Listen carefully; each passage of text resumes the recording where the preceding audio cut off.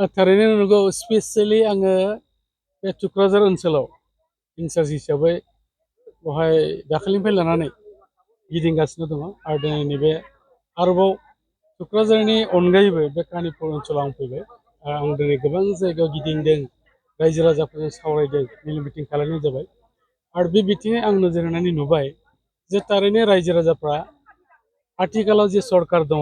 बे सरकारजोंनो थाफानानै बिथांमोनहा भट होनो थाखाय दिनै आवगायबाय आरो आं मिजिंथिदों जेरै बिथांमोनहा गिबि खेबावहाय जयन्त बसुमतारी बिथांखौ एमएलए आव गोबां भट होनानै देरहासार खालामनो हादों बेनि जे डिफारेन्स बे जादोंमोन 31,000निबो बारा भटआव बिथाङा देरहालांदों आरो नेक्स्टआवहाय लकसभानि एमपि हिसाबै सायख'जानायावबाबो बिथाङा गोबां डिफारेन्स भट लानानै बिथाङा देरहानो हादों आरो नैबे समाव जिहेतुके बे मोनसे बाइ इलेक्सन आरो बे बाइ इलेक्सना आसाम सरकारखौबो चेन्ज खालामनो हाया बरन्स बिटिआर सरकारबो चेन्ज जाया बेनिखायनो रायजोफोरनाव मोनसेल' बिथांमोनहा गोसो गोथारै लोब लोब फैसिननाया जाहैबाय थाखानाय सरकार थाखानाय बिजाथिनो बिथांमोना दिनै भट होनो नागिरदों आरो बयबो मिन्थिजोब्बाय जे बेयाव जोंनि इउपिपिएल दोलोनि मानगोनां बिजाथि निर्मल कुमार ब्रह्म बिथांनोनो 13 थारिखआवहाय ट्रेक्टरनि सुबियाव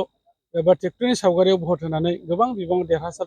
खालामनो थाखाय दिनै जानजि खाफ्रादों आरो बेजों लोगोसे आं मोनसे मोजां सिम्पटम नुदों जे बे ओनसोलाव गुबुन गुबुन दोलोआव जाय बिथांमोना खामानि मावदोंमोन बिथांमोना आथिखालनि प्रमद बर' बिथांनि दैदेननाय जे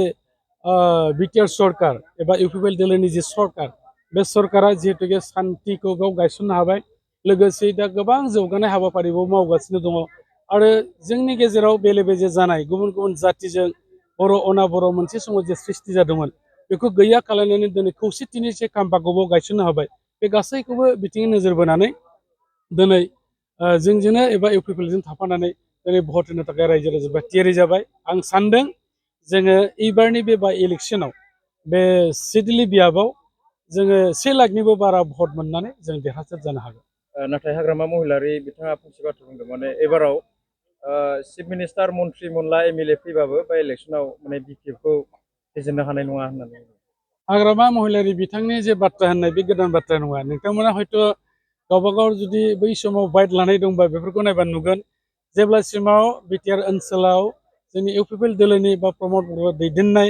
जे बे बिटिआर सरकारावहाय फार्स्ट जोंनि प्रमद बर' बिथाङा जेब्ला चेयाराव जिरायजेनदोंमोन जेब्ला बियो सामलायजेनदोंमोन अब्ला बिथाङा बै समनिफ्रायनो हाग्रामा महिलारि बिथाङा बुंदोंमोन बे सरकारा 6 मासल' थांगोन बे सरकारा बोसोरसेल' थांगोन आरो माबा मोनसे इलेक्सन जाखांबा होनो गाबोन बे इलेक्सन बायखांनानै आरो आं फैबावनोसै आरो बिदिनो होनैनो दिनै 5 बोसोरा जोबलायलांबाय नाथाय बिथांनि जे बाथ्राफोर बे मोनसेबो रज'बोआखै दा बिथाङा खालिबोल' बिनि थाखाय बे बाथ्राखौ निस्सय होनदों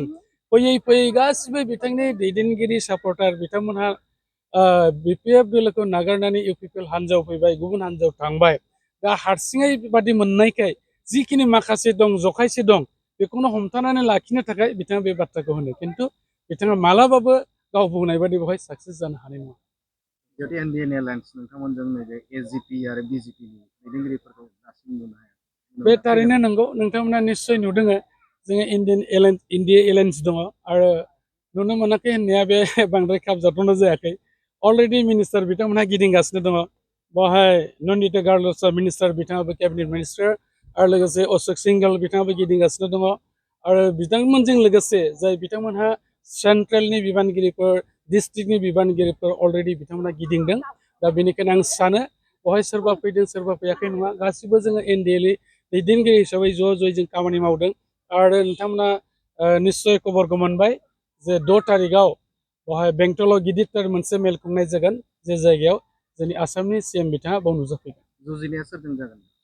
जुजिनाय होननानै बुङोब्ला बेवहाय फिल्डआव जाय बिथांमोना नामायदों गासिबो जिहेतुके बादायारि हिसाबैबो नामायो नाथाय जोंनि खाथियाव थानानै जुजिनो हानाय दिनैनि थारिखआव बे जिहेतुके दा मोनथामल' दोलो बेवहाय जुजिलायनाय जागोन खिन्थु बे मोनथाम दोलोनि गेजेराव बे मोननैबो दोलोआबो जोंनि खाथियाव फैनो हानाय रोखोमै जुजिनो बिथांमोना हानाय नङा